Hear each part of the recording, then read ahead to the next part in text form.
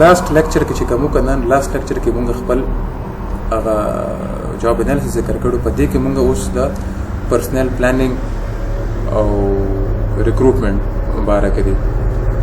اوس موږ دا ډسکشن کړو چې را زمونږ د جاب انالیسس چې کله کوو دي کې موږ سره انفارمیشن په دې کلیکټ کیږي. هغه انفارمیشن په څه کلیکټ کیدو ریکروټمنټ سلیکشن او پکې ټریننګز او سیلریز او کمپنسیشنز او دغه شیزونه دا موږ سره په ریکروټمنټ سلیکشن کې څنګه هیلپ آؤٹ کوي.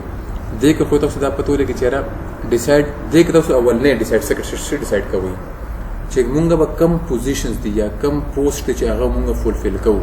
صحیح شو. د هغې به موږ یو تاسو خپل پلانینګ کوي او فورکاسټینګ تاسو کې فورکاسټینګ کې تاسو بیسیکلی دا ګورئ چې یاره د یو اور پرسنل نیډز به څه وي. موږ سره انټرنل امپلایز څومره دي, موږ سره ایکسټرنل امپلایز څومره دي. صحیح شو. یا دا کله پکار دی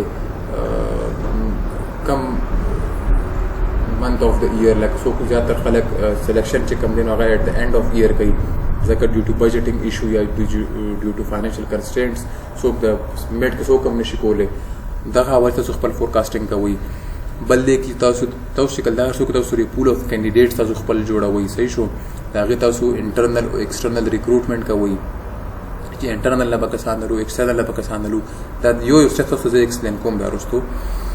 بیا دې کې چې کوم کینډیډیټس تاسو کو زیاتره وګورئ چې هغې ټول کمپلیټ فارمز فل کړي وي.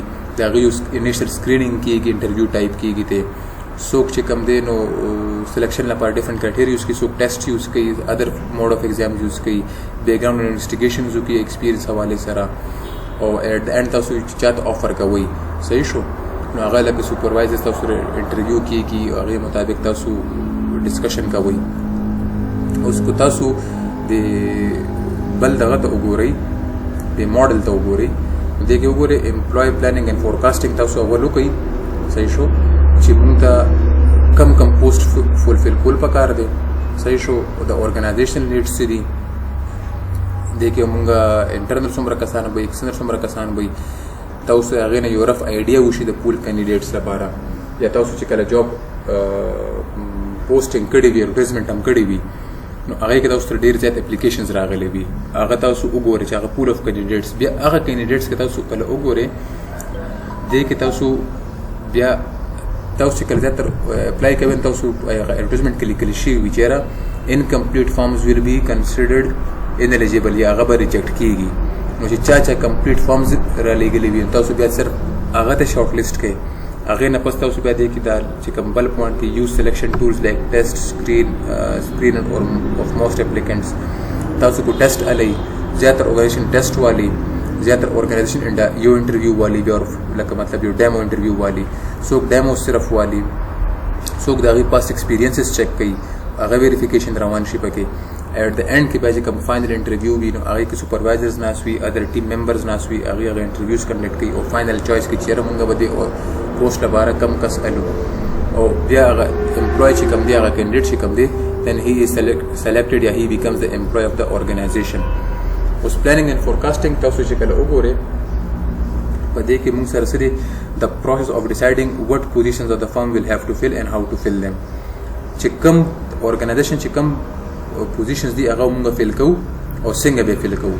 فورکاسټ اګین څنګه ما خبره کوه پرسنل نیډز, د ټیم څه نیډز دي, د ارګنایزیشن څه نیډز دي, چې کوم انټرنل کسان د هغې څه نیډز دي, سی او د هغې څه نیډز تاسو هغه ګورئ. او انسایډ څومره کینډیډیټس دي او آوټ سایډ نه څومره ایکسپیکټ کولی شو مونږ چې لکه انسایډ خلک هم اپلای کوي فور پروموشن. صحیح شو. آوټ سایډ نه هم خلک راځي. تاسو به دا هم فورکاسټ کوئ.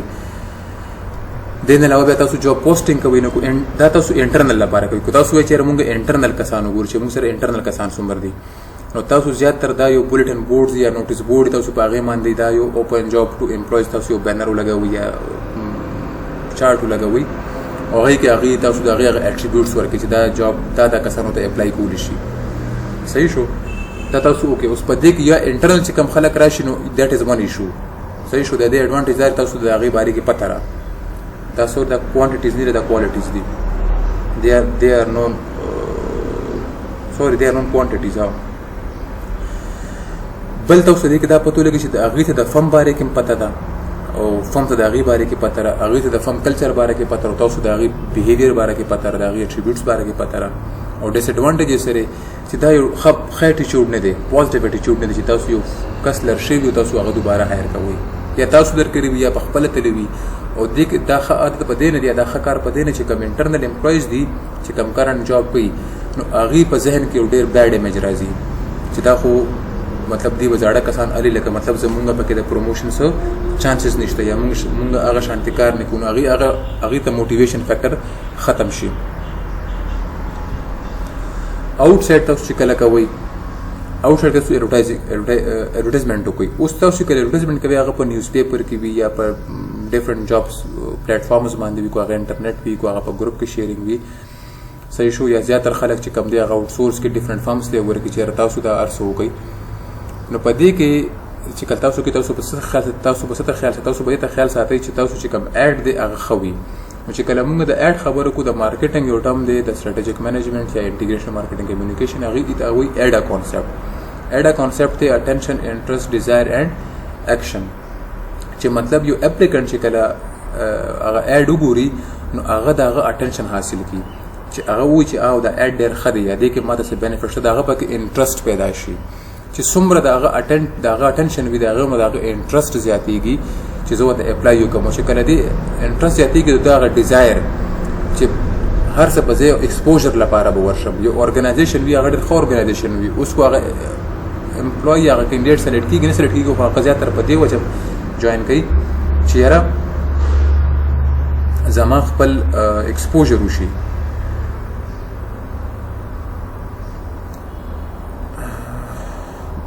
دې نه علاوه چې کوم دی دا د یو فم چې کوم دی دا ډېر تاسو چې کله په دې کې دا وګورئ د ایډا کانسیپټ، نو دا ستاسو د فم هم یو ډېر ښه امپریشن وغورځوي چې دغه فم کې بس تاسو پروموشن زیات کېږي. ځکه تاسو چې کله خیال وکړئ تاسو هلته دا لیکلی شوي وي چې تاسو ته به ښه پیکیج میلاویږي، دا کانټریکټ دی خو تاسو پرفارمنس ښه نو تاسو به پرمننټ کېدی شئ، تاسو ته چې کوم دی هیلث بینیفټس میلاویږي، تاسو چې کوم دی انشورنس به میلاویږي، تاسو چې کوم دی چایلډ ایجوکیشن یا پروموشنز یا ادر بینیفټس میلاویږي. نو دا لکه یو ایډا کانسیپټ مطابق تاسو یو ښه ایډ تیاروئ. بل په دې کې دی ټایپ اف امپلایمنټ ایجنسیز. اوس زیاتره خلک چې کوم دي که نه نو په خپله نه کوي، وده نه کوي، او دا زیاتره ګورنمنټ ارګنایزیشنز کې وي. ځکه چې ګورنمنټ ارګنایزیشنز کې سټې راوالي، کورټ ته ورشي سټې راوالي، نو دې کې دا ټایم ضایع شي. نو دې زیاتر ډفرنټ ایجنسیز ته ورکړي. او صحیح شو لکه څنګه پاکستان کې زمونږ NTS دی، دلته خو مونږ لکه فیډرل سټیټ او لوکل ګورنمنټ لیکلی دی، KP کې خپل پبلک سروس کمیشن دی، افغانستان کې به خپل وي، داسې CSS دی، PMS زمونږ افغانستان کې به خپل داسې وي.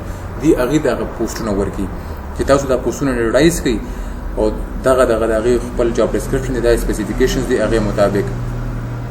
هغې کې داسې هم کولی شي چې کوم ایجنسیز وي چې هغه نان پروفټ ارګنایزیشن وي لکه NGOs شو، ټیک شو، هغې هم دغه دې لپاره خپل ایجنسیز اوپن کړي وي. چې کوم پرایویټ وي یا پرایویټلی اوډ ایجنسیز دي هم د آؤٹ سورسنګ کوي، یا دي هم چې کوم دی تاسو زیاتره کوئی چې کوم عرب کنټریز دي تاسو اپلای وکړئ، هغې تاسو شارټ لیست کړي، بیا هغې ستاسو سیریز مخکې خلکو ته لیږي چې ستاسو کله جاب وشي هغې تاسو نه خپل پرسنټیج علي. دا زیاتره عرب کنټریز کې دا پرایویټ اوډ ایجنسیز فالو کېږي.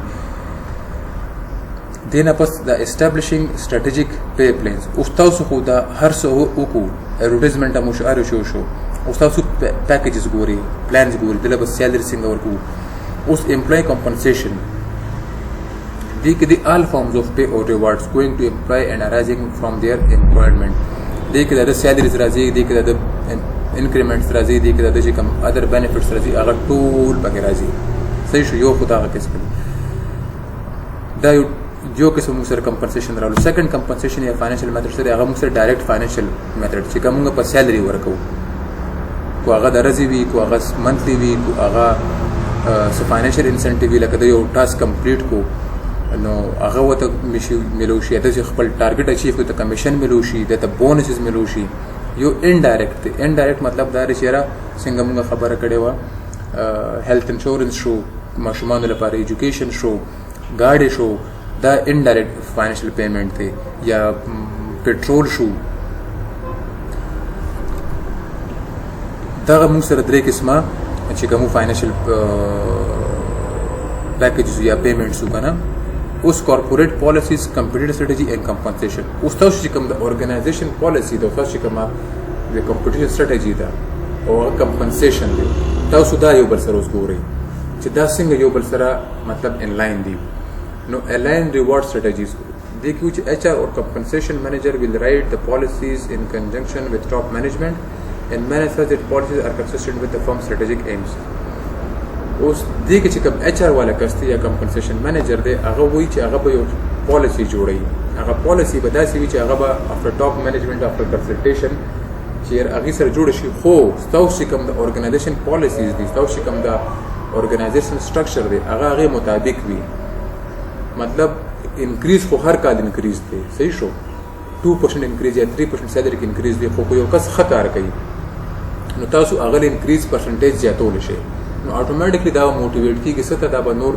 امپلویز موټیویشن ته راځي ټیک شو یا تاسو ټریننګ ورکو او ټریننګ نه پس امپلویز چې کوم دي هغه شان د ټارګټ اچیو نه کړو نو تاسو نیو کسان تاسو پته لري چې اوس موږ د نیو کسان هایر کول پکار دي یا یو کس ډیر اتوماتیکلی ښه کار کوي خو هغه سیلریز دا غن دي پکار دا غس ادر انسنټیو پکار دي تاسو هغه ته بیا ادر انسنټیوز ورکړي دینه پس موږ سره راځي کمپنسیشن پالیسیز ایشو pay for performance pay for seniority اوس